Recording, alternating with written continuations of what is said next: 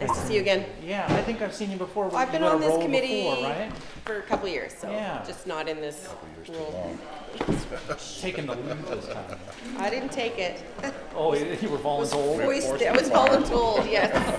That's a great line, I love I get it. that all the time around my house.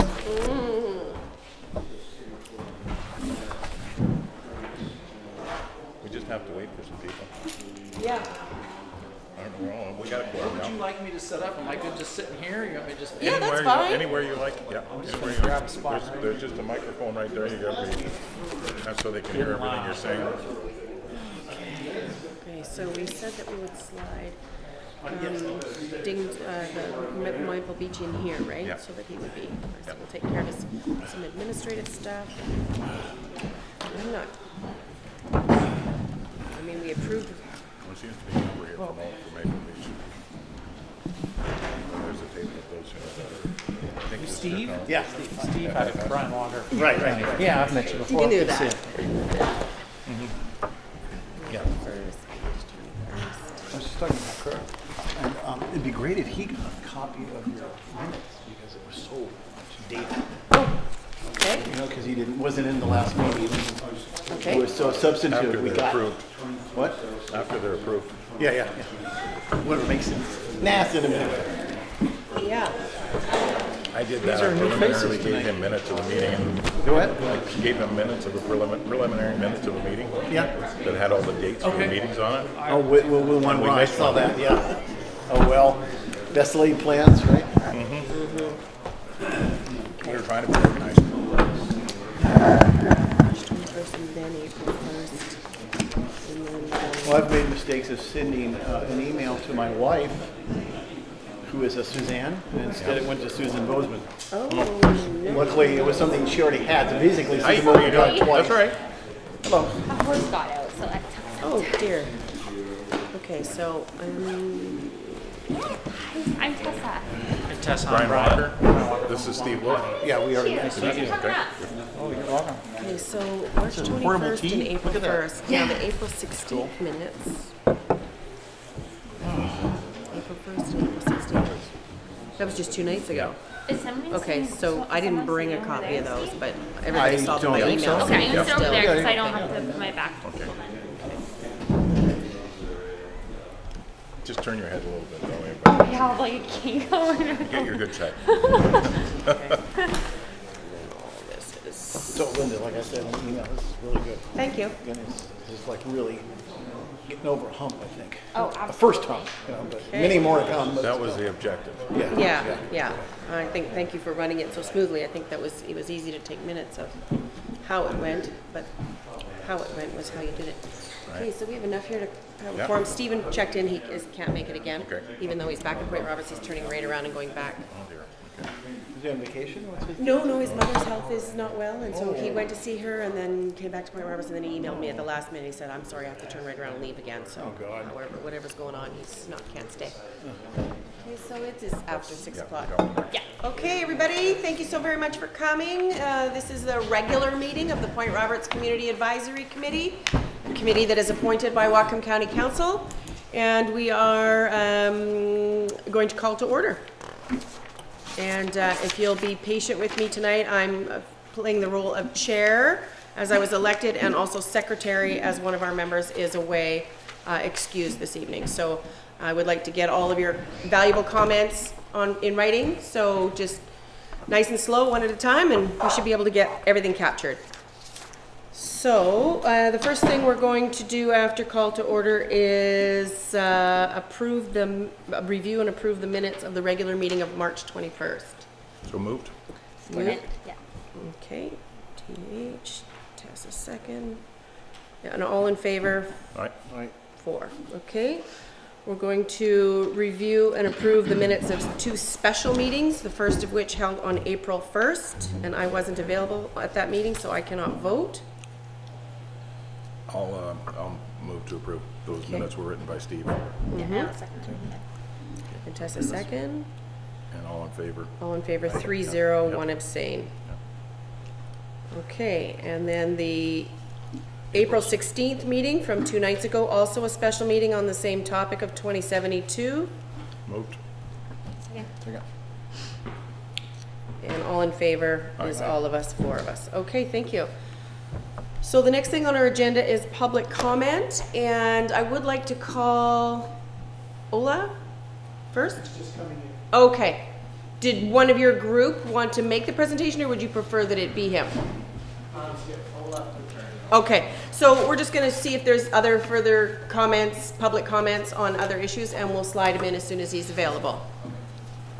Okay, anyone else have any public comment on any issues that they're ready to present? Okay, I was just wondering what's happening with the chip seal on the roads and how come our paved roads are going to get chip sealed? well, There's Ola. yeah, the Public Works people were here and indicated that they would start in May, and it was a series of grading and then sweeping, and it would basically be all through the summer, and I don't have, but let me see, I have those minutes available here. I think he said it was basically 80% of the roads in Point Roberts. My question is, why are we losing our Why paved don't- roads to chip seal? Why don't we, Oh. why don't we let people answer that Is question there later? somebody here from? Brian oh, Walker. Do you know the answer to that question? I think it might be a misconception. A lot of times folks will think that the nice smooth road isn't a chip seal road, but what you might be saying is just the result of an older chip seal road. The wearing course is just really smoothed out. Pat, you were saying in the article in the APB Yeah. that Sid Munson is going to chip seal and that's actual pavement? And what else? Tai? Golf, Parks Marine. And those are all pavement. So they're converting. I mean, sorry, they're all asphalt now, and they're going to go back to chip seal.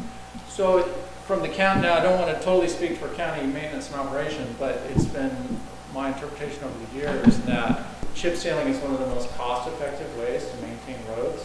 When you put down an asphalt road, it would typically have a life of maybe 15 years-ish with an and then you'd have to completely either grind it out or put in a whole other layer of asphalt on top of it. With a chip seal road, they can come in about every 5 to 7 years and they can put down a new layer of rock, which is considered the wearing course, and it's a lot more cost-effective than putting down a whole new road. Right, but it also makes it a lot harder for joggers and cyclists and the people that come and use our roads to actually use those roads. It becomes dangerous for them.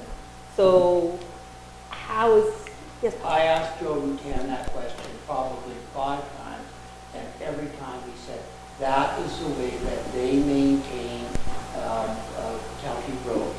And I said, but the last time that we did Tyee, there was talk about doing that. There's a lot of people who are upset. He said, this is the way that we maintain roads in the county. So how did they get asphalted in the first place then? And, I was understood that there was only asphalt around like high areas of property ownership, where like down in Maple Beach, it's all chip seal along Bayview and then up Roosevelt, and the only asphalt is actually where the cottages are, and because of the density of the numbers of cottages. right, but I'm asking PRAC why they aren't petitioning for our asphalt roads to stay asphalt, like Tyee and Gulf, the ones that are heavily used by cyclists and joggers. Well, the question why is because you're the first person to bring it to our attention that you would like PRCAC to present the question to Public Works, and now that it has been presented to us, we're in a better position to do so. Yeah, I just got it from reading the EAPD as a concern. Thank you. I just wanted to interject. We've had a cabin on Diane Circle since the 70s, and it was paved, and then unbeknownst to all of us, it got chip sealed over. And any of the kids playing on it, it's usually dangerous. You can't rollerblade on it, you can't skateboard on it, and the amount of loose gravel that's on it, we were all just so shocked. We thought, because you had paved roads, you maintain a paved road, fix a paved road, guys, I don't understand. It just means it's another snag at Point Roberts to make the tourists not come here because it's not comfortable for them. So it's just like another notch down added to the Lighthouse Park issues and stuff. I think That's my concern. I think your points are well taken, because the bigger picture we always talk about is what will bring people to Point Roberts. And it's the kids, we like that, and the skateboards and so on. And there's so much conversation now about why are we changing these roads? It's interesting to hear your comments. Thank you for your comments. It's interesting because should we have roads that are more conducive to what tourists want, and our families want, than a rough road, which is maybe more industrial, or not? I like the conversation. Thank you for your comments. I got a question. Hang on How just a much second. money- Hang on just a second, please. Or is it on the same topic? Yes. Okay, go ahead. How much money are we gonna spend on roads this year? You mean from Point Roberts? Yeah. Did we say in that meeting? I don't think it's done. I don't Point think Roberts so. has got better roads than any place in this county. Why do we need to do them again? Every time we turn around, we're doing roads. What for? We got good roads. Leave them alone. Take that money and spend it someplace else where we need it, like the seawall. I can interject one from the philosophy of road maintenance. There's a certain amount of time that you have to provide additional maintenance to keep it up. Otherwise, it will deteriorate to the point where it will have to be a replacement issue. So a lot of times you guys will see roads, and we'll see those over in mainland Whatcom County as well. Looks like we're getting chip seal or replacement, but when we start looking really closely at that road, it is at that breaking point where if we don't maintain it now, it will deteriorate very quickly. So with regards to the maintenance cycle, it's a continuous maintenance cycle to stay ahead of it. I think Point Roberts is up for that maintenance cycle. And it's probably a lot more efficient to do it all at once because of the logistics of getting the crews here and the materials and everything else. So they probably want to just get everything done at once. Okay, thank you all. Judson, yes, you were next. Just a bit. At least it would be recommended that the ones that are asphalt stay asphalt.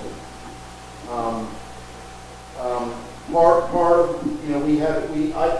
the taxpayers did an economic development plan. It was just kind of a light version, but it had to do with sustainable day trips and a green community, multimodal transportation and so on, including wheelchairs and segways and rollerblades and kind of things for people that are healthy and a good time moving their bodies, basically. And so, the last thing we want is a community that's less livable and less enjoyable. So it's not really about the roads, it's about the people and our experience. And I think that the priority needs to change to that rather than for the pleasure of the roads themselves. But at least that the asphalt stays asphalt. Okay, thank you for that. I would agree with that comment. Just an example, down in Maple Beach, First Street was never paved with a gravel road. And because one of the ladies looked up the road with a wheelchair, she couldn't manage on the gravel road. So all of the people that lived on the road coughed up the money and paid for the pavement on the road. The road is now asphalt. So it really isn't the county's road. It's the people that paid more that live along First Street. So it's an asphalt road and it works. Thank you. Yeah, I'm sure I'll get to it just as quick as I can. Go ahead. Hi, I'm cyclist and I'm lots of other cyclists make the loop around the point every day, every couple of days. There's lots of people doing it and certainly the unclean surface is making a lot more difficult for people that enjoy doing that. Thank you for your comments. Go ahead. There's a lot of white arrows on the pavement around town. Has everybody seen those? In my street, there's 3 sections. So instead of Cliff Road and that's what I don't know, and some of the side roads, there's sections of it, and those sections are really bumpy.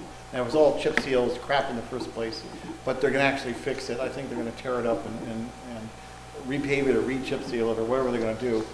It's in awful shape, and every time the trucks, especially with the snow we had, hit that, they get their own moisture problem, and they've now created more potholes and jumps, if you will.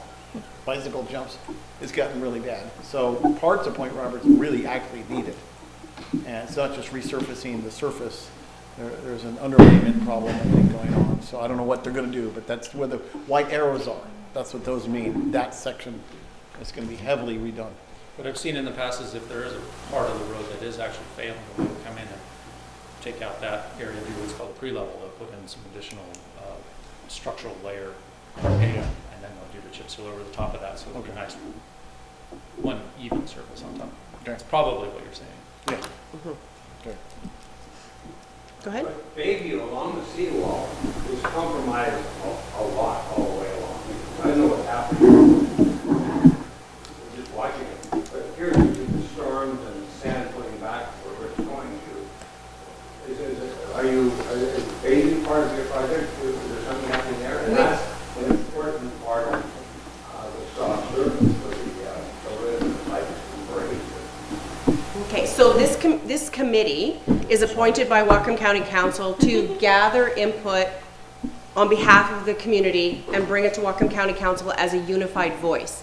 We don't do projects, we don't have budgets, we're appointed volunteers. So thank you for your comments, but to your question about the project that we have undertaken, we have not undertaken any project. All we can do is be the conduit of the information. So you've made your comments that the Maple Beach area and Bayview is one of the roads that is under consideration. We will formulate some kind of response to the Public Works about their current roadway project. I can't promise there'll be any, I mean, they've already planned it, and these kinds of projects get on their planning schedule up to 2 years in advance. They have to ask county council for the money years in advance, so on and so forth. But these kinds of comments can be presented to them for consideration, and if it doesn't affect this particular project, maybe it'll affect a future project. But just for those of you that are in the room that don't know the basis and purpose of this committee, that is the only reason why I answered that way. Go ahead, Allison. Just curious why, if it's been on the books, on the schedule being proposed for possibly up to 2 years, is it not until now when it's on the schedule that we're being notified that the asphalt roads are going to be changed to chip seal? Another great question. Because it now puts us behind the 8 ball after the fact. It should have been something that we were notified prior to it being put on the schedule so that it could be put up for discussion. Yep. Okay, thank you. I know the Maple Beach group wanted to make a presentation. I'd like to, oh, there you are. Go right ahead. We've already given some of this information to Joe now. This is just some of the things that we've seen over the years, the damage that the flooding has been happening at Maple Beach area. The Maple themselves are dying, homes are getting flooded. It's an annual thing. Some years worse than others. Every year we get out of the roof and we set up sandbags and water bladders, whatever barriers we can come up with. So we're hoping that in looking at that, consideration could be made to find some sort of long-term solution. This is what we do right now. These are temporary measures that we take, and we'd like to put up maybe some sort of plastic walls or whatever we can that we can just move into place when a storm happens, and we can move them back afterwards. So there's a number of different options that we have here.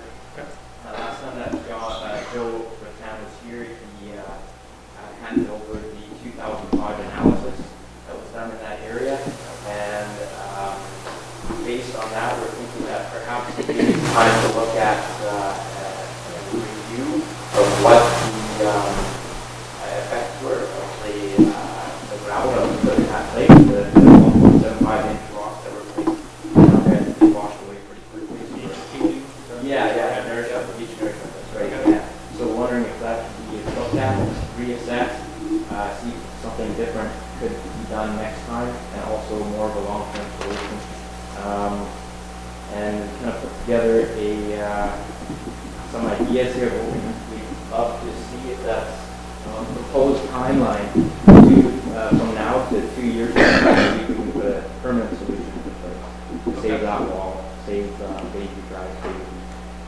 You said Joe Rattan has seen these and any No, actually, he's only seen the larger presentation, the first one I gave you. Thank you.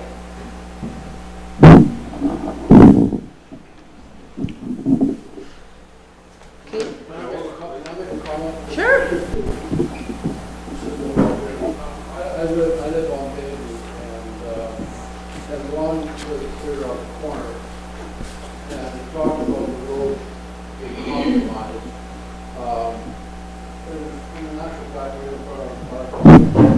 There's a crack in the road that is getting worse every year as the road is actually dropped by at least a foot, and it looks like it's been it could be caused by erosion coming from underneath the wall and eating away, and it could turn into a sinkhole, and you could lose everything right there. So that needs some attention to find out actually what's happening underneath.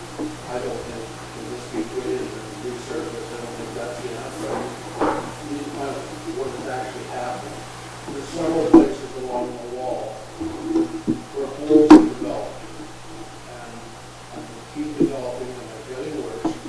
I think that something has to be looked at sooner than later. This isn't a long-term, we have a long-term proposal for a solution, but it needs to show attention. And that's aside from the in the past, I've been communicating directly to the Whatcom County on the holes that are appearing, and also taking pictures on the beach, because primarily when the wall was put in 1983, that wall replaced the wooden wall that actually went down deeper because there were pilings. The current wall, because we've had a lot of erosion off the beach of the sand that was there before, at various times in the winter in particular, and now longer periods, the base of the wall is exposed dramatically, and actually it's now the complete footings can run over 1,000 feet from the corner of Roosevelt all the way to Cedar, and which is really unusual. I mean, you know, that whole beach area, and because of that erosion and the sand not keeping the rocks and the dirt behind the wall in place, it's basically coming underneath the footings and being washed away. And that is primarily a very dangerous occurrence, because, as people say, there can be a large sinkhole there with nobody aware of it for a period of time until something really does large happen.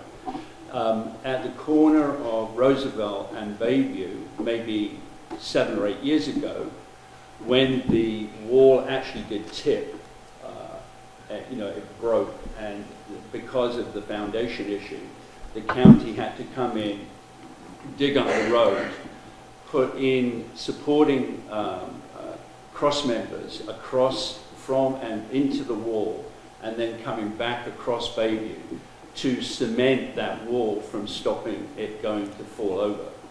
Now, you know, this is a fairly substantial area, and because of the storm action and the erosion off the beach, that water that's coming in over the wall at various times sits there and then permeates down the back of the wall. And of course, again, with the exposure of the base of the wall now in various areas, and we've seen the base also now exposed down by First Street and down that end. There is a lot of potential erosion behind on Bayview itself, which I don't think the county maybe is aware, but you start seeing these cracks across the road. It definitely needs to be seriously looked at, because if that wall does go down, obviously there's a major catastrophe. But when we went and talked to the county before, the primary situation is that they would never have put that wall in, in hindsight, but they did. It was probably a very, very poor, well, they know it was a very poor decision, that actual structure of the wall. But being the US, unlike Canada, there is no way that the county can really fix the wall without it actually being a catastrophe. It has to be an emergency. So either the county's got to be very, very proactive on making sure that there isn't any subsidence and things in that wall. And I give the county the due. I mean, we see, because I live there permanently, we do see the county people coming along with their trucks on a very regular basis, looking over that wall and seeing what is going on. But I do believe there has been much, much more erosion going from Bayview out, and I think there are pockets of very, very loose material along the wall. Yeah, I'm not sure what the county's. Give you an example of how much of the erosion of the beach. I was a kid down there in Twin Falls, and I lived there a long time.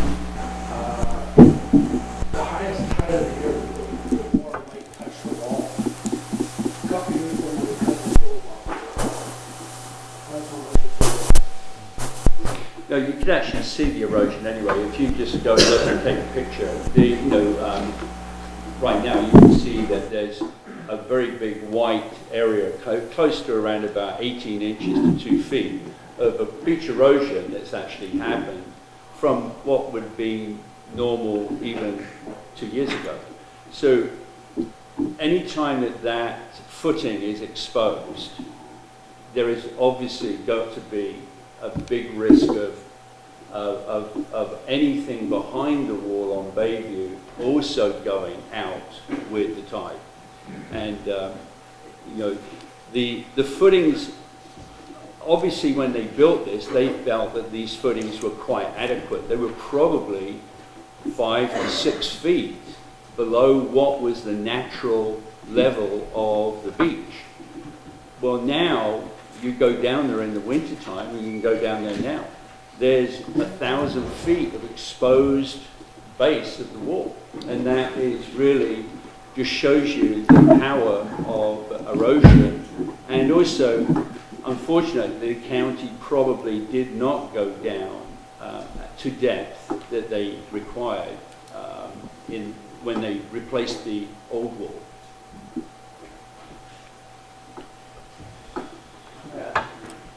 Okay. Just curious, so if the county has like a 5-year plan, a 10-year plan, can we be advised of what that plan is for Point Roberts? Whether it be the road, the Maple Beach restoration, eventually the road will have to be replaced. Whether they do it while it's going to be a low cost in comparison to when it's a catastrophic failure, and it's going to be a large cost.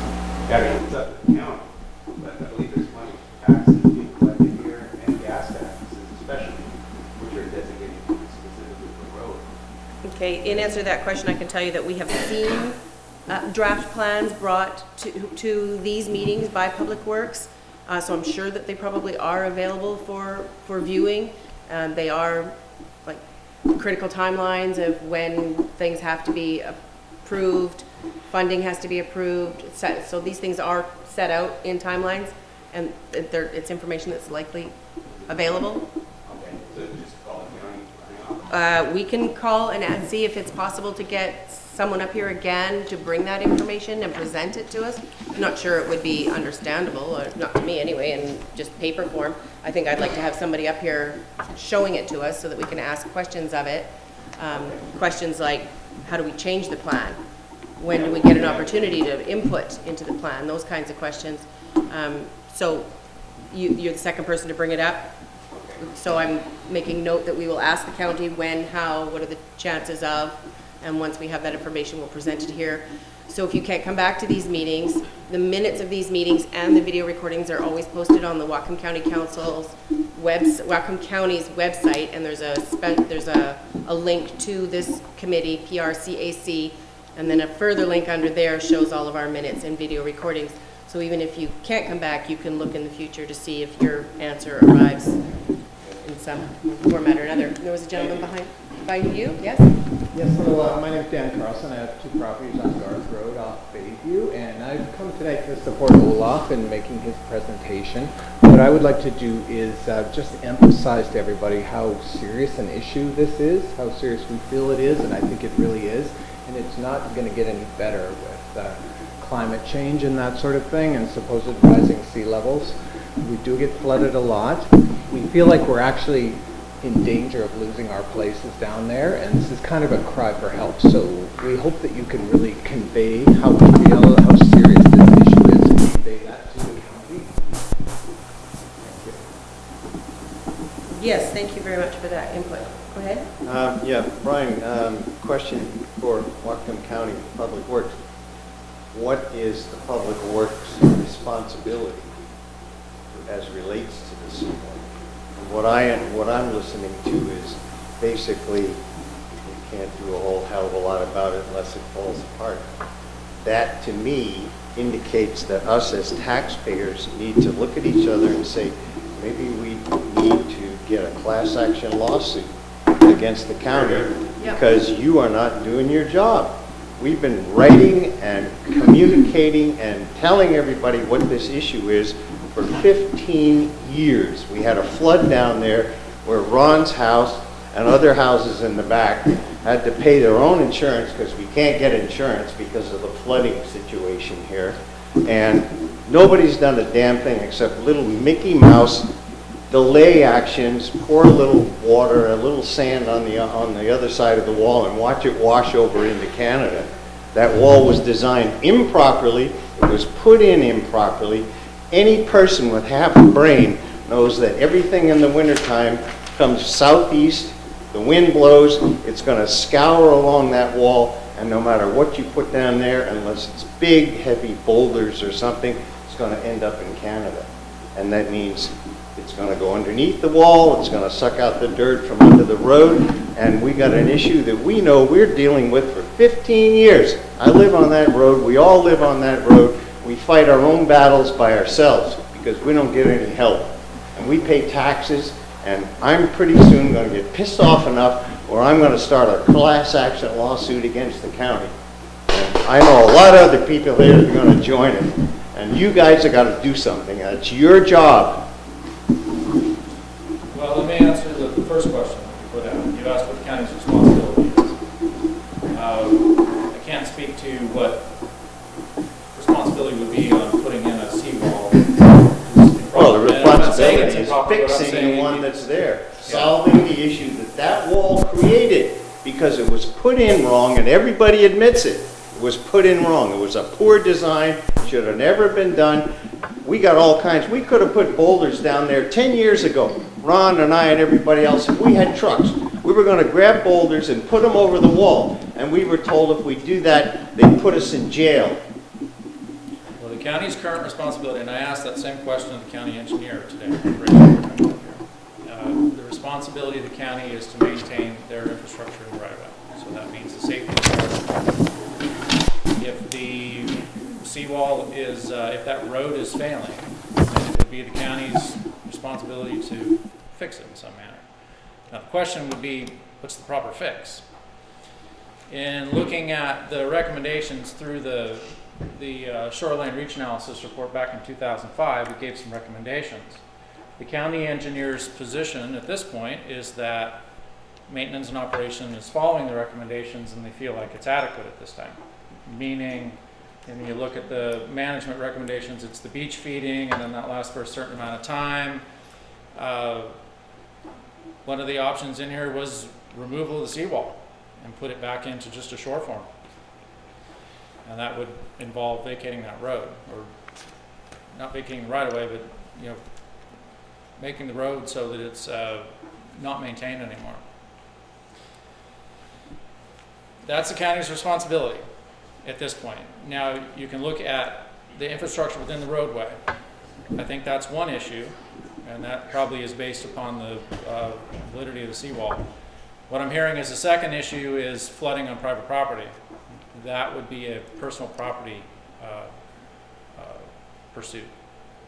The county would have no purview over maintaining private property and flooding on private property. Well, it's quite a difference. When you look at the seawall current, if I try to build a house now, there's different rules. What I don't quite understand is why the county has a different size of wall versus Canada, for example. And Canada's walls have an outflow lip on their walls to keep the water in the sea, rather than having a straight up wall that if the waves are actually coming, it goes over the wall. Now these are fairly simple fixes. I mean, the guy, brand new house being built at the corner of Roosevelt and Bayview, but on the Canadian side, had to raise their wall up, and also it was a straight wall that they were obligated to actually put in a wall that actually, came back out. And it's, took a few guys with, not that much equipment and that much time to actually renovate that wall and bring it up 2 feet higher than it was before, and also have basically a slanting wall on the beach side that primarily keeps the water in place. Fairly simple. It's not like it's rocket science. It's not like we're expecting the county to go and spend millions.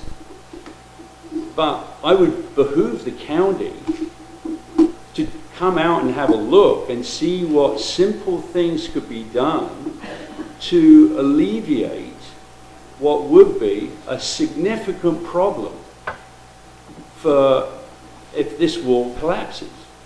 And it's not necessary. I mean, it's just, why people are a bit frustrated is because we see this bit piecemeal, and also it's not like the people in Maple Beach aren't trying to do things for themselves. So I would just behoove the county to come out and have a straight up talk with some people and look in comparison to what our friends in Canada get, and they pay less taxes than I bloody do, for a fact, on their property, Yeah, but Steve, what Brian said was, if the dealer is private property, they're not involved, I respect that, right? That's what he's basically saying. So we're having this meeting, we've come here today, we're told that our interest, which is that area built by that wall, because if you look at it, you go down today. I've driven it. Good for you. So when you look at the private road at the other end with no wall, and you look at even the Elm Street pilings, in any place that we would never own those small, you build a beach up and you break up that seawall action. And that's southeastern. It's the southeastern, not southeastern. Nothing. That southeastern comes in and it gets there. Those goddamn waves come in at like 10 feet high because that thing has been eroded down to 10 feet. It's sad. Unbelievable. I've been there for fun of it. We all of us that live down this fast. But we hear it coming on the news next time. Get down there and watch it. But it's not happening past Park Street down towards the private. And it doesn't happen actually at Elm where you guys have your pilings down where you drain it. It seems so simple to me. And I know you've got so many things, Army Corps of Engineers, and we listen to all that. But it's quite frustrating for me. And respecting your job and what you're saying about it is correct. Well, let me add It two seems items. like what happened was a nephew of mine said, Ronnie, 2 years ago, I got 6 truckloads of rocks that are all 1,000 miles each, and they're all built to go over the wall. What do you think? And it was like road time, like America really is based on.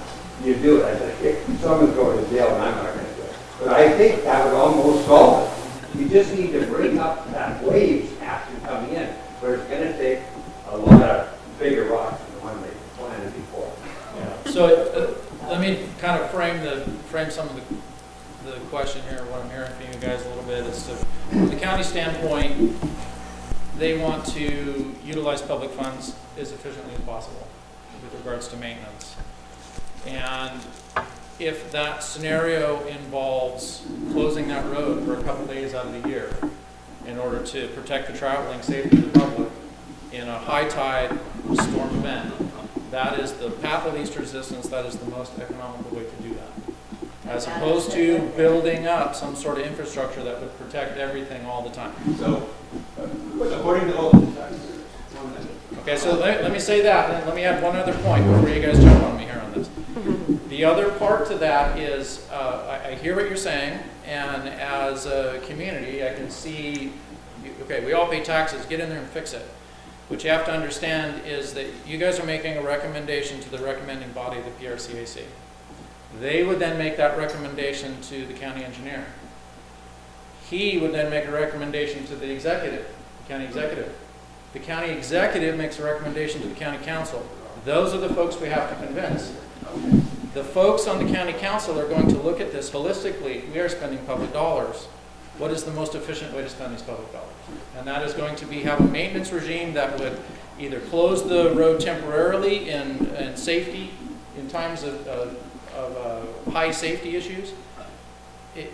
It would be unlikely that they would spend millions of dollars completely renovating a wall where a maintenance regime of closing the road on a temporary basis would fix that. Why not? You're doing exactly that in Birch Bay that has the same problem, and I think the project is $12 million to tear out the groins that are there and restore it to the natural beach to It's true, protect. and that is one of the recommendations. This is somewhat the guiding document that is provide those maintenance recommendations.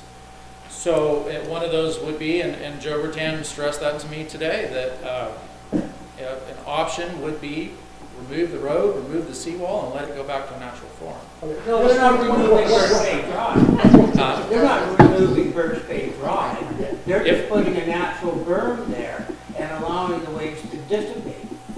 Why would they take the road out at Maple Beach and not at Birch Bay? Then you couldn't get to anybody's. Well, it depends on the property, right? Some properties, it's what I was told is that some properties have alternate access, and some properties don't.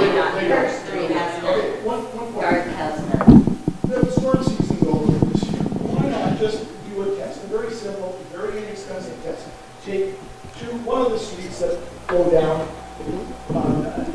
to Maple Beach, to the Bayview Drive, and on the other side of the wall, put in these Volkswagen-sized rocks. Half a dozen of them, just to see what it does to stop that wave action. Very simple, not expensive, a lot less expensive than all those dump trucks and rocks that went over there that ended up in Canada within 3 weeks of them dumping. Very simple, and that would show you whether the beach actually gets built up again and that wave action is healed to the point where it completely reduces the damage.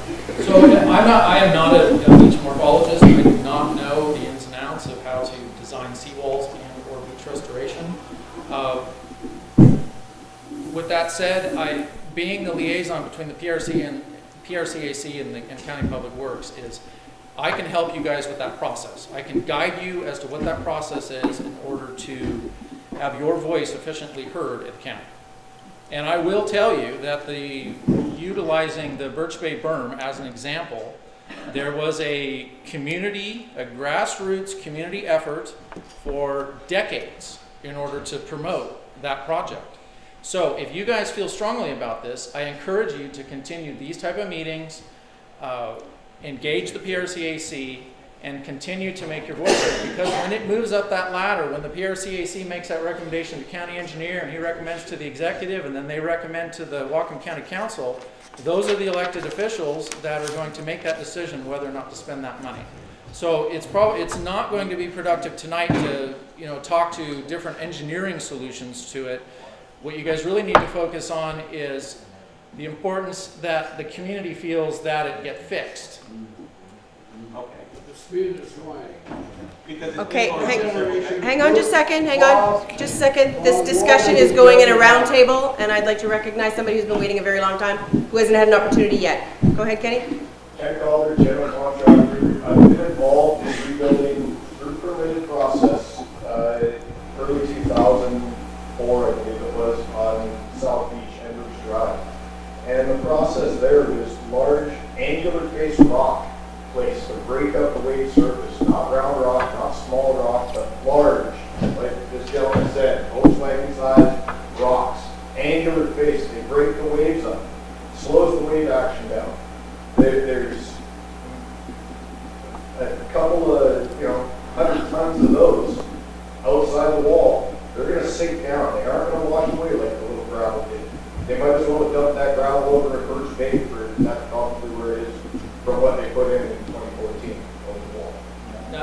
I'm hearing solutions, and it's great to think about that, but if the community feels absolutely strongly about this, you guys coming together and pushing this to us public works, what that will do then is it would facilitate the next step in county public works starting to work on additional solutions. Now, it's not kicking the can down the road, but I'm just saying tonight, like I say, I'm not a beach morphologist, and obviously it would seem intuitively right to go throw big boulders out there, but there's other issues that you would have to think about. There's cultural issues, there's permitting issues. If you impede the flow of the aggregate on the beach by putting a groin in or putting in boulders, you're going to either starve one part of the beach or accretion on another part of the beach. So that type of thing is better left to the geomorphologist to come up with a recommendation. What I'd like to see you guys do is come together unified and get the county council to notice that this is a very important issue for you. And Public Works, we have a special projects manager at Whatcom County. He was very instrumental in the Birch Bay project, worked on it for many, many years in order to get that to fruition. So that is my recommendation. That is my guidance to you guys in order to engage the county on this. And I would hesitate to have you guys come forward and say, well, just throw big boulders out there or just build a groin. The county engineer is going to rely on, engineering, scientific type studies in order to come up with a final solution for that. Like the dog. Yeah, I did the dog. Yeah. I'm not familiar with the dog, but I have a question. Okay, go ahead, Steve. Yeah, how far does the right-of-way go from what we see as the road and the wall? Does it go past the wall, or is it in right at the wall? I don't know. I'd have to. Because I was told that most of the property out there is all part of the Marine Reserve. So where does the Marine Reserve end and you're basically your right-of-way? If your right-of-way goes over the top of the wall into the ocean side, then you have carte blanche. But I understood there was a problem that might not be true, and therefore you have to get parks and environmental and shorelines, and you got to get them involved anyway to some extent. But it's a different ownership problem at that point. Yeah, I don't know. That would be a great thing to have.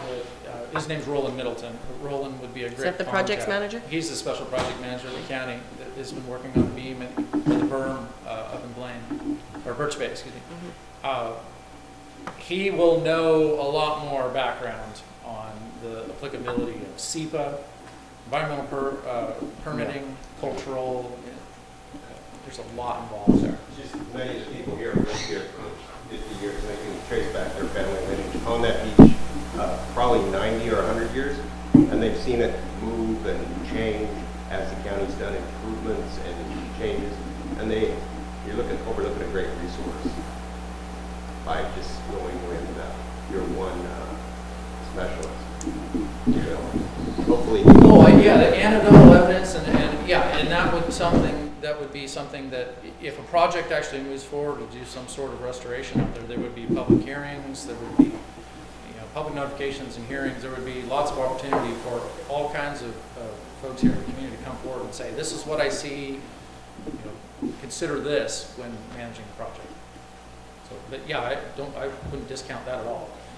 I've managed a lot of road projects over the years, and I found a lot of problems by holding an open public meeting, and folks come in and say, yeah, did you know that this guy's septic line is running right in the ditch right there? Maybe you should take care of that when you're, but, there's all kinds of stuff out there. So, yeah. So I guess that's what we thought we were doing tonight, is coming forward unified to kind of get the county to notice us. But if this isn't the right way to do it, could you tell us, what do we do next? It's being documented as we speak. Okay. This is the right way to do it. This is the committee that is charged with the responsibility of collecting this kind of input and bringing it to the county in a unified, one-place document presentation. Is that a public meeting, so when you present it, we can be there? Basically, it's just going to be the minutes of our meeting, and we will create a recommendation to Public Works by form of a letter or something that will, this is just the work session right now. We haven't decided how we're going to present it to the county. OLAB has presented to us in the past. We've already brought it to the attention. My colleague has been involved in several meetings already with the county as your entire group has already done so. All we're already doing is just echoing the presentations that have been made, and that it's now becoming, it's no longer just the Maple Beach residents that are presenting this issue. It has already been escalated to us, and we have taken it one step further. But tonight is your opportunity to fill us full of your stories and anecdotal evidence, and we will bring it to the county as best we can. Okay, Adele, way back there. What I think I'm hearing our neighbors say is that they feel it's not because there's an emergency, a slow emergency occurring. So my question to you is, how does the county deal with if you did send somebody out and somebody said, yeah, we got an emergency here, do we still have to go through all of that? No, I think if it was an emergency situation, maintenance and operation has emergency planning in place, and a lot of it is based on some recommendations from this report right here.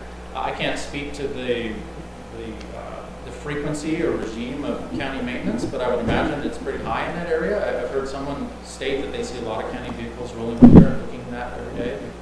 We have road maintenance crews up here, veg maintenance crews, sign crews. We have a lot of eyes in the field, staff members of the county, and if they see something out of normal, they're trained to report that.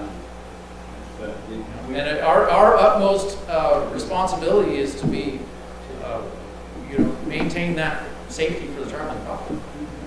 There's also emergency hotlines. If you guys have a storm roll through in the morning and you see part of that road that is dropped down and it's an immediate emergency, call 911 and get somebody out there. What's that? The road in front of Bayview on Bayview has been dropped down for several years. So what you're saying right now to us is that you know that this is an issue. So if somebody gets hurt in one of the sinkholes in the wall or on the road, you are liable then, correct? Well, I don't want to speak to liability of the county. I'm not a lawyer for the county. I can't say that. But I can tell you that their main purpose is to ensure the safety of the traveling public. So if you guys are seeing something, then please report it. But that's what you're saying. The county's been very quick at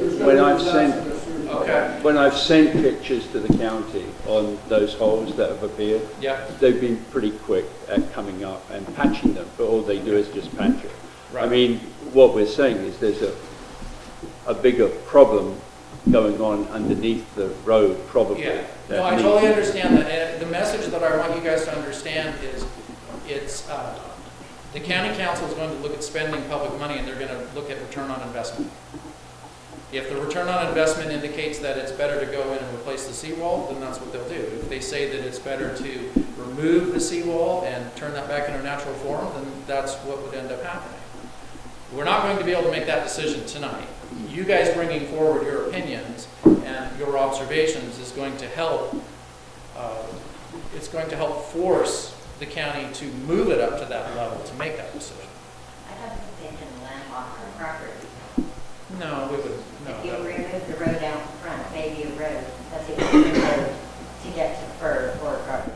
If you're removing that road, we have to go away to our property. Yeah, no, that wouldn't. That would not. That wouldn't. But that report, this report basically says that. It doesn't care about our property. Well, I don't think legally they can landlock our property. I believe that's offends the law. I'm not mistaken.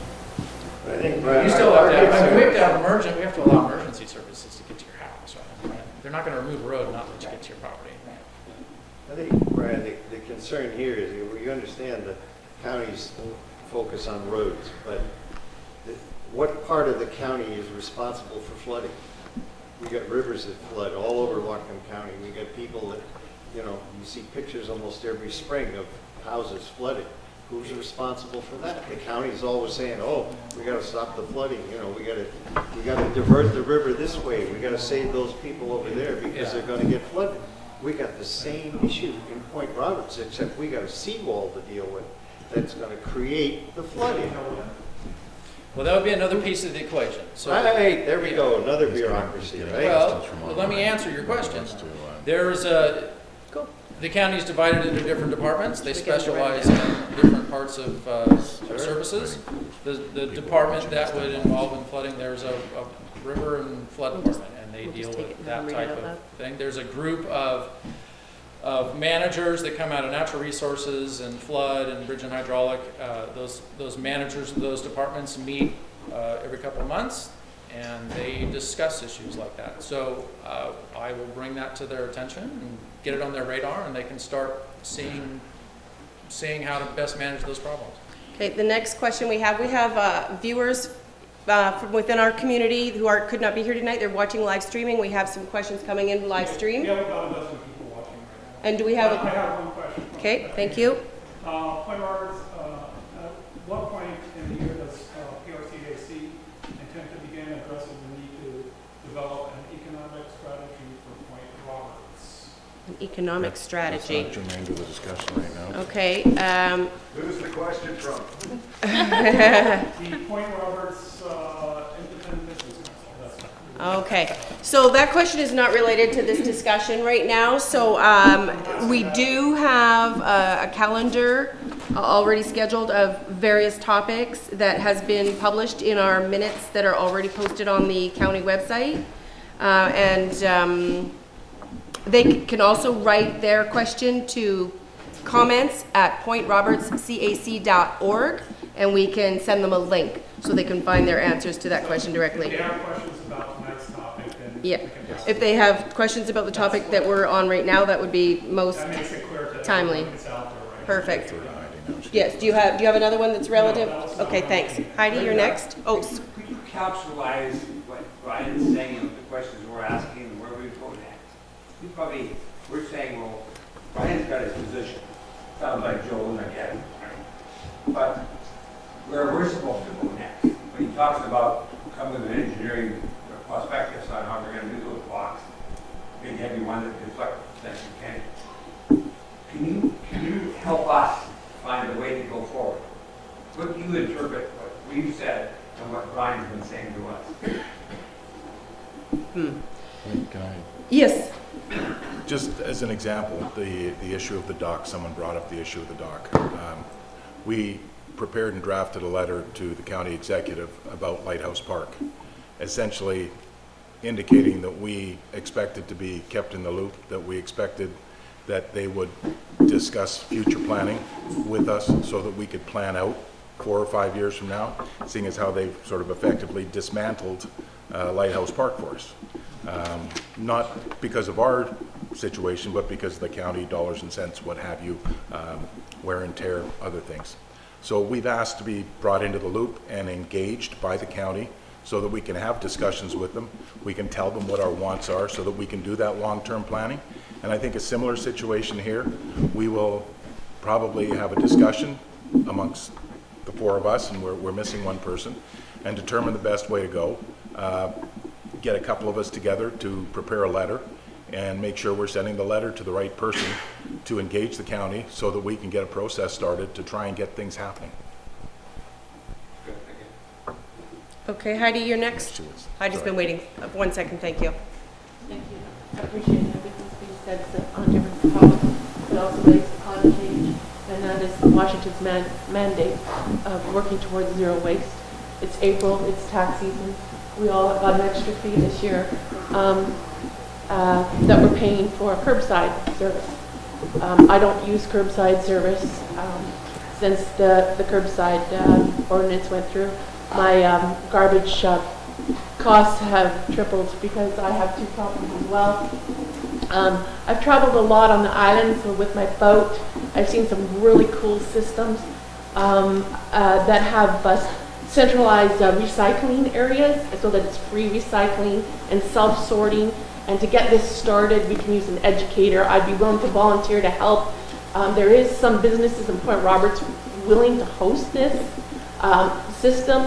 We could do this in going forward. I understand Whatcom County has $150,000 that can still help us get better at recycling. I'd like to see it go toward an educator and starting this system up. I did go to the Chamber of Commerce and talk to Dave about it, and I think your comment was there's no money in it, so I understand that. But welcome for any trucker to be contracted out that could service this and get paid from the county monies that would service this system. I think it would increase recycling. It would help visitors come. It would help self-haulers. The surveys have been very clear. 75% chose self-hauling as compared to curbside, maybe because it fits their schedules in inconsistent times. I would like to see, as our representatives, to go to county to see if we could get help to do this kind of system. And they're on Lopez Island, they're on Maine, and Cortez, similar amounts of people, centralized recycling. Let's work towards zero waste. And I'll still pay double to take my waste to the can-do self-hauling, but I'd like to see our recycling be here at the community center, at businesses, and have this centralized system. So can you please help us and go into county to get help and recommend that for our community? I don't know if other people would be interested in that kind of system. Yeah? Okay, let's do it. Take our recycling back to Canada because you're allowed to. But it's ludicrous that you can't recycle here without paying. Yeah, let's get better at it. Let's do this. We can do it. Another county facility that could recycle free. Can I ask a question on the topic of what Whatcom County is doing? Because you've got a shared shoreline between two countries, and if one doesn't do what the other is doing, it doesn't work. And whether or not Whatcom County ever talks to Delta, the province of BC, to understand whether or not what's working on the other end of the day is what's something can be done. And also the flooding that you have a problem running up Roosevelt, you're sandbagging between two countries and whether or not they're talking to each other.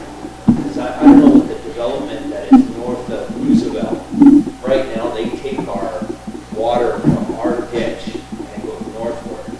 And I don't know if they're always when the development is going to be finished, whether or not they want to pump the water from Maple Beach northward.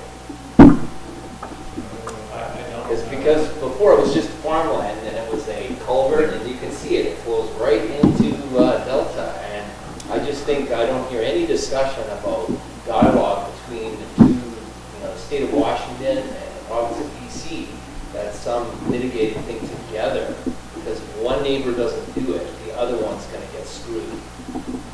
You're talking specifically to beach restoration or seawater just in general? Yeah, maybe something's working good for Delta that could be adopted very easily on the other side, but when it's not communication together, you're going to flood the other neighbor.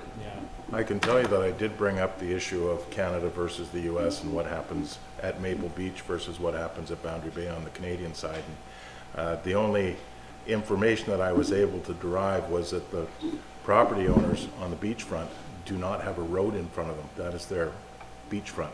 And that they build their walls there, so there isn't actually a road, so it's, you got beach, you've got property, and the road is in behind. Whereas here we have beach, a roadway, and then properties, which in some cases are lower than the beach.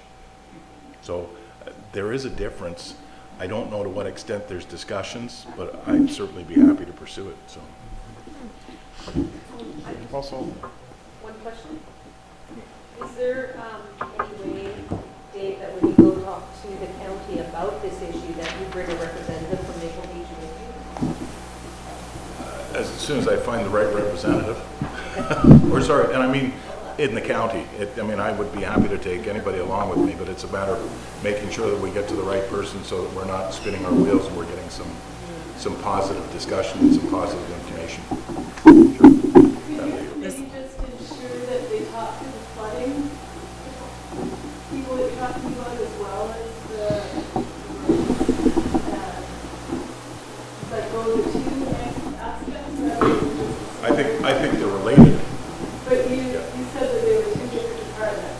Yeah, their house underneath Public Works in general, but there is a river and flood department. River and flood, so they need to be talked to as well. I know I flood, and it's coming from Canada often, or there's a huge interaction, so that discussion needs to take place, and it needs to be, both aspects need to be dealt with, flooding, the river and flood as well as the beach.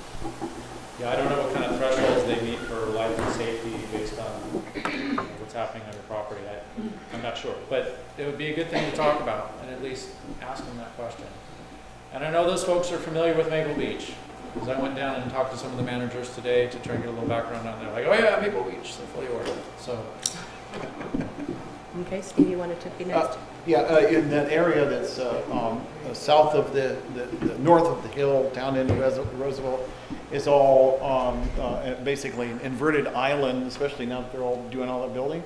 They had to, when they designed, I went to the charrettes that did all the design work, or preliminary design work, and they had to deal with the current Canadian Swanson pumping system. There's only one pump.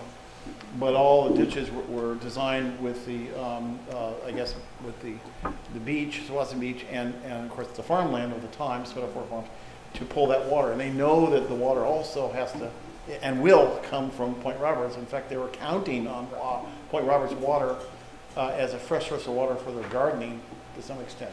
Whether their plans change, I don't know. But it'll be just a total lake, the part that they don't build up, and they've gone up 6 feet. If they don't keep that pump going, because the water can't go anywhere. It's a basin at that point. So I assume that somebody was smart enough to realize they have to keep it going for their side, and the fact that a lot of water comes out, and that they said quite out loud they want to use our water and whatever's water in that basin to do their public gardening and landscaping and that kind of stuff, which is probably a good use of it. But still, it's going to stay landlocked, to an extent, so that pump has to work. And it's way on it's out by the ducks, it's on that north side there, past the wildlife area, So.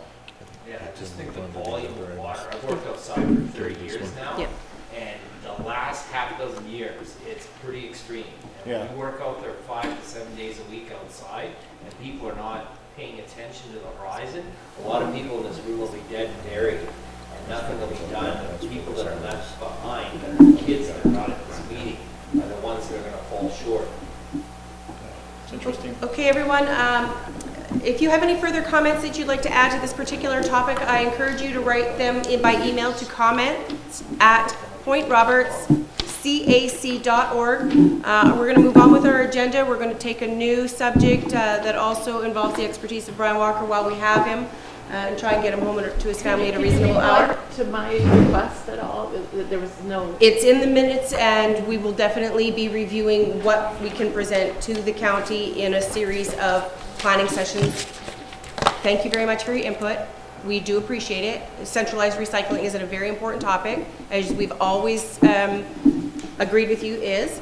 And I think that a grassroots effort is wonderful, and you seem to have a lot of impassioned reasoning behind it, and you've already done a lot of research in the islands, and it is on our agenda to discuss as part of our. Is there any problem with that, with any of the members of the PRCAC? I have no opinion on it. I don't think there's any problem with recycling. I don't think there's a single member that has a problem with recycling. With the system I described? With a system, we will do our very best to bring to the county and see if we can. Your question was, can we get some help? Apparently you have referred to $150,000 that was available to help us. I'm not sure where that money sits, what fund it is, but we can certainly make those inquiries as I've taken the notes. And just under my understanding, is there only one liaison from PRCAC, or is there, We have one because we've been asked by the county a number of times to refrain from duplicating efforts. So we have one liaison who's doing a really great job. And that's Dave? Yeah. In this situation, I would ask myself to be excused, and I would turn it over to somebody else. Thank you. Okay. All right, so we're going to move on to the Lighthouse Marine, the trail expansion, widening of the roadway there. And that's a project that we are, I think you were here to present on that last, weren't you? Yeah, we did. Yeah. I think where that stands right now is that Jeff Christopher, the previous chair, had prepared a draft letter recommending the county move forward with doing some feasibility and moving forward with getting approval with the county. It was a draft letter. I had dialogue back and forth with them about getting a couple things tweaked tweaked in it, and then that's where it sits. So if the community and the PRCAC is still interested in making that a formal recommendation to County Public Works, you guys can go ahead and pick that up. I could provide you the draft letter that Jeff had last given me. Yeah, we can definitely. Clean it up, sign it, and send it in, and we'll get that process moving. Okay. Okay. That will have the cost sharing down in that letter. I think Or in your reply. Your last presentation had the cost sharing outlined in it, didn't it? Yeah. When you say cost sharing, you mean? I think we were going to use some of the TBD funds and some county roadway. Right. Oh. Roughly 50-50. That I don't remember. I'd have to look back through my notes on if there was a It cost was like sharing. 65-55 or some numbers like that. The number I remember was a 2080, but that was a That's number. the that was TBD that was funds the TBD allocation. distribution fund. Yeah. That's something different. Yeah, don't quote me on a percentage of that, but if we move forward, then we can, with that formal recommendation from PRCAC, we could get more resolution as to what county capital funds would be used, if there's a match in there, or how we want to do that. So where'd those figures came from your last visit? Cost estimate or sharing? Yeah, well, the sharing. You said so many dollars. Joe Rattan might have thrown out a number. Joe, I okay, think he maybe was so. with Yeah, me, okay. but Got it. That number is not sticking in my mind particularly, so I'd have to. I don't remember the cost sharing so much. I do. I remember one of the numbers was 50,000. It was like 65-55, so numbers like that. And I can't remember exactly if the county was more or TBD was more, but it was roughly 50-50 in the ballpark. So. Okay. And personally, I thought that the total was reasonable. I remember we had discussed a Is this total like Maple Beach project flooding? cost. Yeah. The tide's going out. Sorry, you guys. The tide's going out. Thank you. We'll see you later. We had talked about a total planning level cost on the project in the neighborhood of probably $100,000. Yeah. Yeah. Good. Right. Very good. There's a question over here. Yeah, okay, go ahead. Can I get a recap of what you're talking about doing? Okay, so at Lily Point Marine Park, Oh, there's a Lighthouse. lighthouse, sorry, Lighthouse. I'm sorry, confusion, because I'm There you writing go. notes. Lighthouse, there it is. He's gonna Man show with it the to you. plan. Yeah, this was from last time we had met. The idea being, looking at the overall there's a trail system that goes through Lighthouse Park. Yeah, there's somewhat of a trailhead here, and then a trailhead, right, I think maybe just the access road. Yeah. The idea being that there is existing shoulder on the road where you can, it's light, but if you want to come look at this after, you can see that there's some potential area for some striping here and then widening out that shoulder for a shared use shoulder. Meaning it can be used for bikes, it can be used for pushing strollers, joggers, whatever that is. And then that would create some type of a continuum throughout the park. It would also provide a safety improvement for the traveling public because as cars coming around through here, you're getting them off the shoulder. Or you're getting them onto the shoulder. That'd be great. That's the project in a nutshell. So, funding, you're talking about 80-20. Okay, so the Transportation Benefit District, it was approved by voters a number of years ago, and that is what we call the 1 cent gas tax. So you recall that? So that fund has been building, it's a little over $1 million right now. So this board came together and agreed to ask the county, to recommend to the county that we want to reserve 20% of those funds for small local projects. By law, they have to be transportation related. And then 80% for big projects like replacing a road or sidewalks or some of it which costs millions of dollars. And we might be able to leverage those funds and borrow against, but that was our recommendation, was that 20% be allowed to be freed up for small local projects. One of the local projects we approved is that we contribute to the cost of maintaining the Tyee beautification that the Garden Club started a number of years ago, the gardens, the trees that are there. So we pay your tax dollars that was collected pays a local contractor pays a portion of the cost to local contractor to maintain those gardens. And so this particular project was important to this group and some community members who also came to us and supported it. And so we have asked if we could use part of the TBD funds for that project to go forward because it was something the county could do or might do or would do, but was more inspired to consider doing if they weren't bearing the entire cost of it.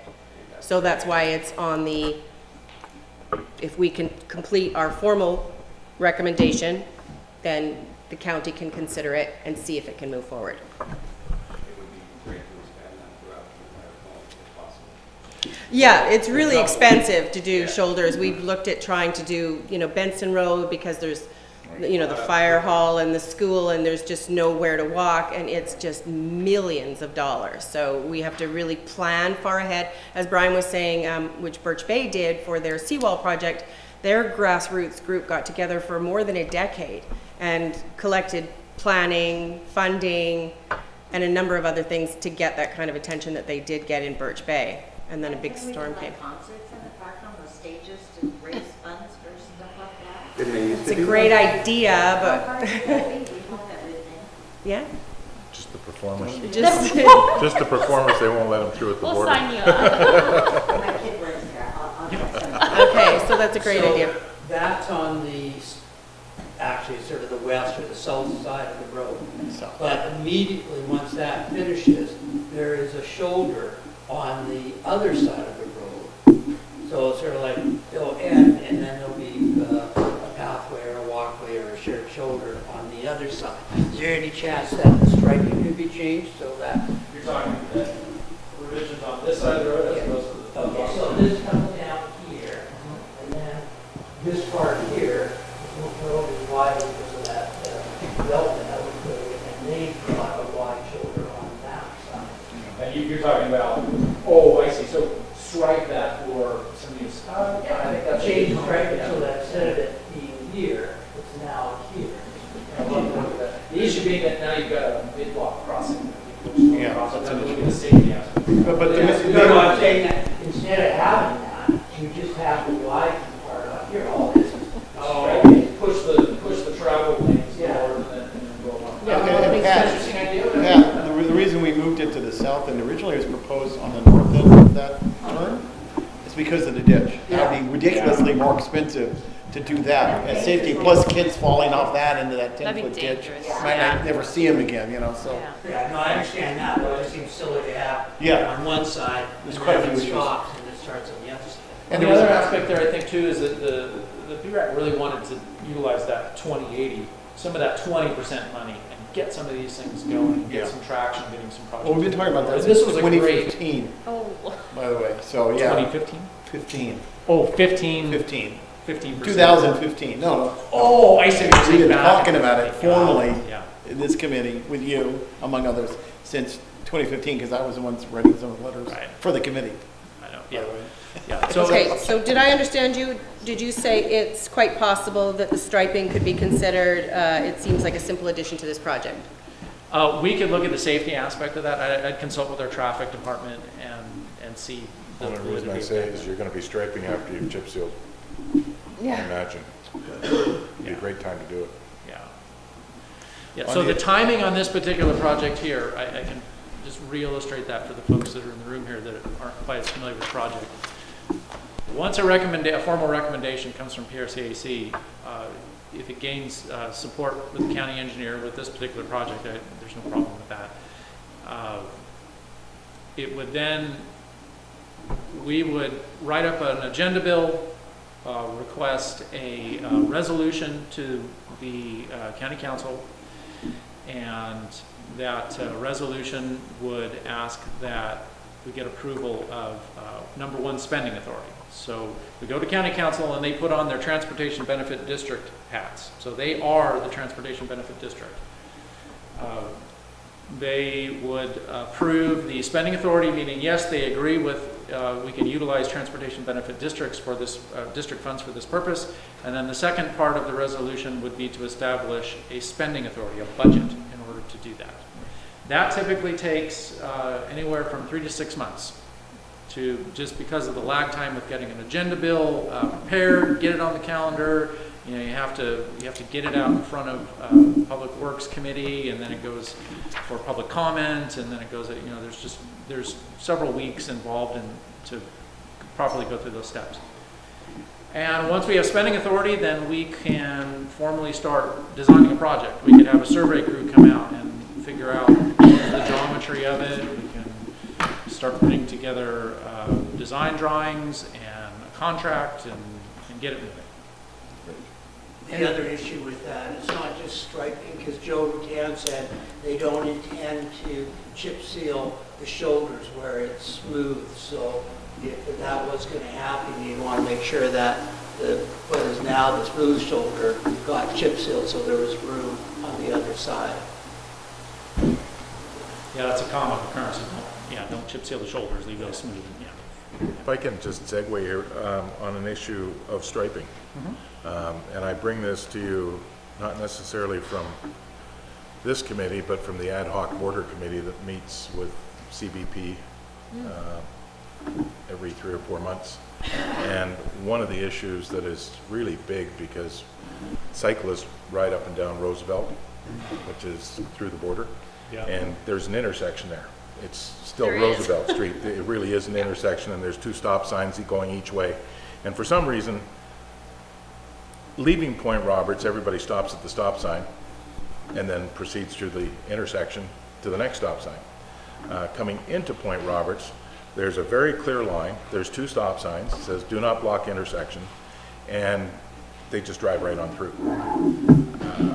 My understanding is that Delta is going to be doing some work on the Canadian side, putting some delineators in to try and prevent traffic from merging back and forth between nexus. But one of the big issues is striping that intersection so that people realize that they can't be parked in the middle of it. Oh, sure. Is that something? Patching or something. Yeah.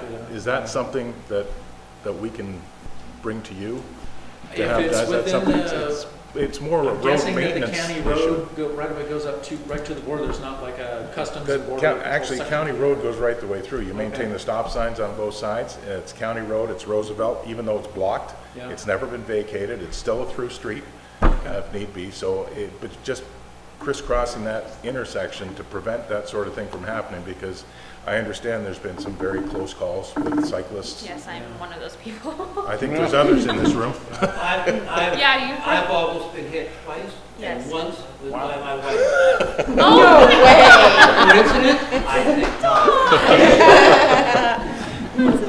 Anyway, I put that to you as something, and I don't know if you're the right person to give that to, or. No, I'll run that past our traffic and see if they have, if they'd support that, and then we can talk to our maintenance source. The only drawback is it's just additional striping that have to be regularly maintained, but other than that, if the benefit to the public is better than the little bit of cost on the striping, then it's probably a no-brainer, so. Good, thank you. I'll let you carry on. Madam Okay, I Chair. think we're moving on to the next project, which is, I think we should move to that one, right, since we're still in traffic. Traffic mitigation, what was that about? The traffic mitigation was a plan that Joe Rutan, and perhaps you were on that as well. Remember that about the several intersections that have been identified as potentially dangerous? There hasn't been any trouble there. We were considering traffic circles. Nobody was really actually considering that, or stop signs, or rumble strips, and then The enhanced stop signs with the red flashing lights? I remember there was a alternative feasibility analysis for several of those, yes. And there was, I think that at that time, PRCAC asked for how to go forward with the recommendation that we chose, which I think was the enhanced stop signs, which is like option E out of however many were in the book. The least expensive. But then we got wrapped up in issues that took more of our time, and this is the first opportunity we've had to come back to that issue that has been tabled for so long. We'd like to, again, make a formal recommendation, or at least find out what's next before we make, to get enhanced stop signs. The intersections are Tyee and Benson, and Gulf and Marine. Gulf and Marine, Those are the 2 intersections where the vehicles, sometimes the light of day or the striping is worn down, they can't see the intersection, and the vehicles just fly right through. Tyee at Gulf wouldn't hurt either. I was gonna say, They just don't pay attention to the sign. They don't pay attention to the red flashing light that's right above the intersection either, so I don't know. Actually, interesting story, the sheriff came and saw me one day and said he was coming out of the mobile gas station, almost got hit, someone took the corner from Tyee on the Gulf, didn't stop. Almost hit him on a Saturday. Following Saturday, he comes to see me, and he goes, "You're not gonna believe what just happened again." The same person? No, but someone again took the corner, didn't stop, almost hit him. And he's like, "If you can't see the sheriff's car that says sheriff on it with the big lights on top of it, you're not gonna see the kid, the mom pushing the stroller, you know, it's definitely a huge, if they don't see the sheriff." Well, that intersection that you know at Gulf and Marine is terrible. Oh, yeah, no, this is actually, he said he was almost hit Tyee going on a Gulf. Yeah, but that other And one then- is very bad as well. Oh, yeah. Yeah, no, they really, they Or seem run very it right effective when I through drive on the by. way, and I think it's the glare off the water. They actually do it on going down Teller, coming on the Gulf as well. They don't stop at that. Sitting in her driveway, they just go right around the corner. Oh, is this from ours? Alternative D. So I just want to make sure I get the intersections and my notes here. So I had Tyee, Benson, Gulf and Marine. What was the third one? Tyee and Gulf. Tyee and Gulf, okay. And then there was a fourth suggestion out there, something Tyee southbound, what was that? That was Tyee southbound at Gulf. It's Okay. more of them coming south and not stopping to turn on the Gulf. It's a free right turn to most of them. Okay, so the southbound on Gulf. So if it's a free right turn, you just don't stop. I've seen that happen. Just go. Oh, is that your copy? It is. You sure, you came prepared. I didn't know Well, where I my got copy the whole was. PRCAC I couldn't So find my mine. recommendation to do that is, Dave, why don't you and I kind of dialogue about that? Okay. You know, liaison, and then I think, again, it would just be a formal letter coming from you folks, the board, saying, please pursue this per this document right here, and then we'll start putting gears in place to make that happen. Excellent. Now, I'm not sure about the utilization. No, are you? I guess the other thing to note in that recommendation is, are you interested in doing that with TBD funds? Are you interested in doing that with just the county road funds, combination? That'd be something that you'd have to. Well, originally, I think we were trying to avoid the use of TBD funds, but we hadn't come to the 80-20 cost, small sure. project Right. understanding at that point. So Think about that, I guess we'll think about that before you guys liaison. Before we present the letter, but if you can give me some options, maybe some costs, we can look at it. Then I can come back and we can formalize that. Okay. At the time of that reply document there, we were talking about, well, we have the TBD funds, but we also had proponents saying this should be all things that the county should do 100%. So I'm sure people feel mixed about it also, but I think we all agree having some TBD funds at all, having some skin in the game is always good. The county will always take us more realistically. I'll simply throw this out because they do traffic studies and we've all seen the little bumps on the road. So by taking the amount of traffic that takes place here in Point Roberts, the amount of traffic that goes down the road, we see people going through stop signs. We see these really crazy things. But there hasn't been any fatalities. There hasn't been any accidents. True. And so based on those statistics, the desire of the county to want to spend county funds as a sort of a safety enhanced situation might be less than if we were prepared to put up some TBD funds and say, let's split the cost. But So let me disagree with you on one thing. When we were asked to work on this some years back, they had me go to I forget their names, the statistician. There's a statistician, there's two of them actually. One works for the sheriff's department and one works for some other part of the county. And they both had to get back to me. And one said there were several injury accidents on some of those intersections. And they said if you have enough of those kinds of accidents, that we will now take it seriously. Because at the time we were pitching some of these things as a safety, not beautification thing. And therefore it's a safety thing, we have to see in the statistics something, and then yeah, maybe we can participate like that. And they did, they found some things. I don't think there was any fatalities, but there was definitely injury accidents. Yeah, well, those are important statistics that they look at. And, but again, if we have some skin in the game, if we say, let's split the cost, we're at least doing something with our TBD funds that's good for the community. And we're getting the county to spring for some money, which is hard to do. Yeah. We all know that. So we get bragging rights. Off the top of your head, do you think though that cost analysis is way out of line, $10,000 per intersection? Or do you think it's probably relatively close to that still? I would imagine it's, anytime we do some sort of a planning level cost, it's typically inflated a little bit, but I think, So 10 to 12 would probably still be reasonable. I think so.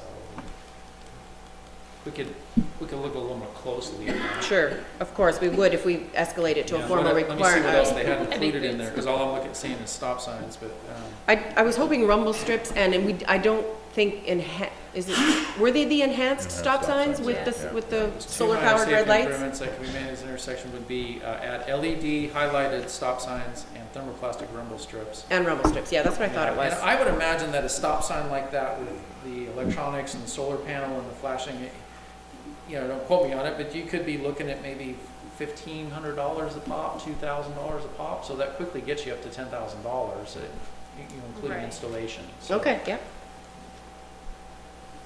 toys aren't cheap. Right. The other intersection though is bad. When you guys pushed Johnson through to Tyee, they left the stop sign in the same place, and when you've got to pull out to go south now, you have to look out, and then somebody thinks you're running the stop sign. That's another bad one. I don't know why. I think what they don't look at an overlapping when they do a project, how the rest of it interacts with it. West end of Johnson and Tyee. Yeah, it's brutal because there's a house on the corner there, and you really, I've had a few times where they, holy crap, man, so you gotta pull out, but you pull out way past the stop sign, so it's, I think that. So you're traveling down Johnson westbound, and you stop at the stop sign, you can't see to make. If you're coming from, like, say, Roosevelt along, and you're traveling Roosevelt, some of the streets, I just don't. You're coming south. So when you're coming down from here, you come down, they extended Johnson through, well, the stop sign here, when you're going southbound, is so You're far talking back that you can't see. You're talking about middle. Yeah. Mill Road. This is Mill. Yeah, not Tyee, Mill. Yeah, I agree with that. I have the same It's problem. a bad one, and I don't know how somebody does. Oh, Mill and Johnson. Stop the Yeah. stop sign, you can't see left. I almost got a traffic ticket there, but he said, forget it. Let Yeah, it because go. you have to pull out to see. Yeah, you have to pull so far out. So if you stop and then roll ahead, the sheriff can't tell you that you actually stopped. I think so. Let's get that in the minutes, and I'll also direct the traffic folks to look at that and see if there's a I problem think with the it. difference here in Roberts is in July 4th weekend, or is it the middle of December? And you have such a fluctuation of traffic or people that are not always on the point, or just somebody coming for gas. Weird dynamics. Because the other one is when you come down Goodman Hill, down to Maple Beach, if somebody comes out with one of those streets one time, I'm like, somebody's going to get killed on that road. That's another bad one. I don't know how somebody drives around County Field and can't notice these things. Problem with that is that It's okay. Hours we were sharing. Really? Okay, we talked to Maple Beach flooding. Okay, so last thing we're going to do is the zoning outside. We're not going to talk about it. that's come up with a number. I don't think so. Didn't we learn quite a bit from George that it's private property? I walk around that corner, I've got all the hand open. So you still want to talk about that then? We don't have to. It's private property. Parts of it, except the county controls what can be planted there up to their into the easement. They're right away, Right, the right of way is much bigger than you think. which doesn't extend over onto that side of the road, it's on the other side of the road. So mitigating the word No, canopy. it's 20 feet one way, it's 30 feet the other. Anyway, I've got the letters from the county. all From the saying we middle can of the do it. road. They say we Do you can want do to it. talk about that some more right now then? Only if somebody else wants to, because I think we're well, gonna have a whole meeting on it, or part of a meeting next May Why don't we meeting. leave it for the May Yeah, meeting? Yeah, so Okay. we'll have more information. I only have more. Okay, then there's only one, the zoning amendment conversation outside the scope of 2072. No, we wanted to talk about that tonight. What was that? What is that? I don't know, I emailed I you think last that night was, because I couldn't that was, remember. I believe that was the issue of creating a light industrial zone. Oh, yeah, okay. So that's outside of the scope of 2072, because we've only got the one, and it's not included in the, in 2072. There's no nothing. 2072 is an overlay from all of Point Roberts, Sure, which includes exactly. every Yes, zone. but this is kind of, sort of outside of it, because I think it has to be handled outside. It's Well, I not something formally Brian can think help it's us part with, of it. right? No. personally, I think informally it's part of 2017. Well, because of the yes, overlay I law. don't disagree. But it is a with you. rezoning Yeah, thing. It is. yeah. Which is a different kind of a process. Then why don't we also table that discussion? Okay. All right. You Okay. want to get some more information on that? Yeah. Yeah. How hard is it to rezone? That's the question. Yeah, okay. Okay. All right. So, I think that's major. Yeah. Good. Okay. Good to know. That would be a planning development services. Yeah, yeah. yeah. So I think we've pretty much run the gamut on how much time we should all, I think, right? Yeah. Dinner No, time? I think we're good. Haven't Yeah. had dinner. Thank you all for coming. I think we're going to adjourn. Oh, No, Kenny? We didn't have the open session there. Yeah, the public session was, okay, it got shut down? Yeah. Sorry about that. Go ahead. You want to, let me get my pen going. First question, a couple meetings ago, it was brought up by Dave Gladney that he's the county liaison. How did that come up? We elected him that position. I've been at every meeting, and there wasn't a talk or anything about that. He just started talking and self-appointed. Not self-appointed. Well, Because when Jeff Christopher was the liaison, we started transitioning before Jeff left. And Dave and Jeff were going to a lot of meetings together to transition. And then it was learned that Tessa was going to be appointed, so we wanted to continue keeping Dave on since he had the relationships built, and he was going to start transitioning, bringing Tessa into the meetings so that she could be the future liaison.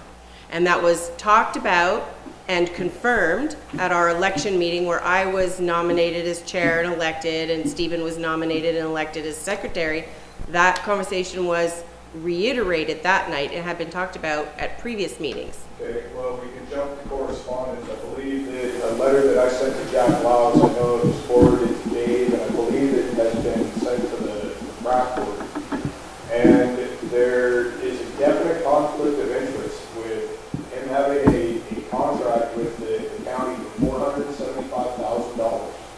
He's proven in 2016, Pat Grove reported on this about at the UTC hearing, he stated that at the request of John Wolfers and Jeff Hedges, that he didn't file his regular rate review with the UTC. For the long term, it worked out to his benefit. This garbage ordinance happened. It put him in financial hardship, supposed financial hardship, for a short time. With his actions being manipulated by the county officials right there, he should not be in a position to make any decisions or help in any decisions on how any benefit TBD funds are spent or anything else for that matter, because it is just bad business. It taints everything. Okay, I did receive copies of the correspondence between yourself and Jack Lowe's, and so I'm sure you don't need me to repeat the fact that Jack Lowe's disagrees with that position. Did you see the second? Did that get forwarded to Yes. you where he isn't going to instigate it? Where it needs to happen is here in Point Roberts. It needs to start. It is wrong. It was wrong for him to be sitting on the board when the garbage, yes, he abstained from. He did abstain from all the votes. And whatnot, but the Chamber of Commerce having three of the 5 board members are associated with Canada. Dave and Tam are both on the Freedom 2000, and he works for Canada. Right there, that taints the Chamber's vote. Okay, well, I did not interpret the final response from Jack Lowe's the same way you did. Yeah, did you happen to read the Washington state law, and where there is whether you're on an advisory board, anything, and you're appointed, or all of the things that he's not allowed to have a contract exceeding $1,500 a month. And Jack Lowe's disagreed with that position because he's not a county representative, and it's Jack all laid out in the Laus isn't a lawyer. He did not fully read. I'm not a lawyer either, but when you read that, if you put anybody else in this position, put yourself outside it and look at it from this side, it's not right. It's not right for Point Roberts. It's a bad fit. He's already proven that he can be manipulated by the county. for his own financial benefit. Well, I And not- entirely and disagree that with that garbage position, ordinance personally. is not in Point Roberts' best interest. Okay, and as an at-large member, I'm entitled to have a personal opinion, and I disagree with you. We could take this discussion to the Community Advisory Committee at a future meeting after everyone has an opportunity to review the letters and consider the contents and your suggestion. But I disagree with your position that there was any impropriety at any stage or manipulation, and that's just my personal He opinion. admitted to not filing a regular rate review, and the UTC stated that a simple. But that doesn't have anything to do with the rule he fills here. At his regular customers wouldn't have put this burden on everybody, every property owner in Point Roberts. You know, Heidi pays 3 times now. My family, we're paying double. Most of these part-time people, seasonals, who make up 75%, will never generate the 26 cans of garbage. That money should not be going to a private individual. It should go into a district. We should have a garbage district. That shouldn't go to fund Dave's vacation. It's going into or an his essentially next car. regulated. It is a regulated industry. It's not a utility, and garbage shouldn't even be regulated for another fact. But capitalism, free enterprise. If we had a second company here, rates would be down. Garbage rates would go down. People would be fighting to try and give you garbage service. But because Washington State regulates it, and the county going against their own reduced garbage to put this on us is wrong. The fight is far from over, but having him as our county liaison, when just the month and a half ago, he reported after coming back from a meeting that he had with Jack Lowe's, and he told us all at a PRAC meeting that Jack Lowe's said we're on our own. At the registered voters meeting, Jack Lowe's was up here, and Seth Paulson, who agreed with him, that Point Roberts is, they're looking at an economical viability study or whatever they were looking into. They're looking into an economic viability study because of the efforts of David. The county doesn't move that fast. David has made all the contact with the Port of Bellingham, the county on economic development. He has been the driving force as a member of this board for well over a year on that one issue alone. The conflict of interest is real. Thank you for your opinion. I do appreciate it. It's all been recorded. It will be considered. We're moving on, unless you have something else you need to add to that topic. Or another topic. Okay, thank you for your input, I Ken. would like to agree with me. I actually remember years ago when Dave first got on PRAC and the garbage issue came up, and somebody suggested that Dave get on PRAC because the garbage issue came up. And I actually remember Dave saying yes about that. So This is all hearsay, Heidi. well, I'm just Somebody I'm said just and telling somebody you- else heard Yeah, something. well, I'm just telling you my experience. I was there. I was at that meeting. Okay. I heard what Dave said. I'm telling you my experience through the garbage issue. I'm getting charged 3 times as much. Most of my neighbors, same situation, do not use the curbside because it does not fit their demographics and how they come down and use the system. I tried, Dave, you just admitted that you would step down from the garbage. He said he would have another one of our board members appointed as a liaison for issues related to garbage and So he recycling. recognizes that, and then He recognizes it Can I on a finish? basis. Can I finish? Sure. He recognizes that. The other thing he recognized was when I went to a Chamber of Commerce meeting last year about the conflict of interest. Dave did step down and appointed Dee filled in at the meeting so that there wouldn't be a conflict of interest. But then I find out later that Dee actually benefits from cancer, money-wise. So again, another conflict of interest. I was just at a chamber meeting the other day. 3 of the board members benefit financially from Candu. How can we have Chamber of Commerce on PRAC? It's like a business position, not a chamber position. And I am concerned about that, and I agree with That position is one of and 5. I also disagree with your assessment that Jack Lowe's disagrees with it, because I also read his letter. He's not going to instigate taking Dave down. He didn't disagree. And I was at the meeting when He when fully was talking about disagreed it. in the letter prior to that one.